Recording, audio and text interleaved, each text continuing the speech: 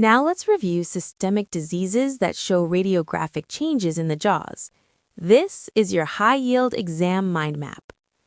Hyperparathyroidism shows brown tumors and bone resorption changes. Osteoporosis shows reduced bone density. Fibrous dysplasia shows a ground-glass appearance with bone expansion. Paget's disease shows a cotton wool appearance.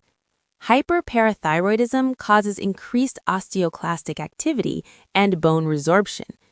Radiographic features include ground tumors, which are radiolucent lesions caused by bone resorption, generalized bone loss, and subperiosteal resorption.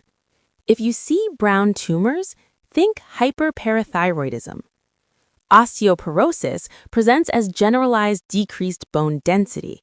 You'll notice thinning of cortical outlines, reduced trabecular pattern, and fragile bone prone to fracture. Remember, it is a generalized change, not localized lesions. In fibrous dysplasia, normal bone is replaced by fibrous connective tissue. This produces a ground-glass radiographic appearance, bone expansion, and usually painless swelling. Ground glass with expansion, especially in a young patient, suggests fibrous dysplasia.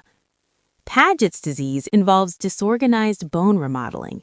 Radiographic signs include a cotton wool appearance, enlarged jaws, and the maxilla is more commonly affected than the mandible. Patchy radioopacity means cotton wool, which suggests Paget's disease. To quickly recall these systemic radiographic features, use this mnemonic. Hot bones feel puffy. H for hyperparathyroidism, brown tumors. B for bone loss, osteoporosis. F for fibrous dysplasia, ground glass appearance. P for Paget's disease, cotton wool appearance. Use this mnemonic to recall the main radiographic signs during your exam.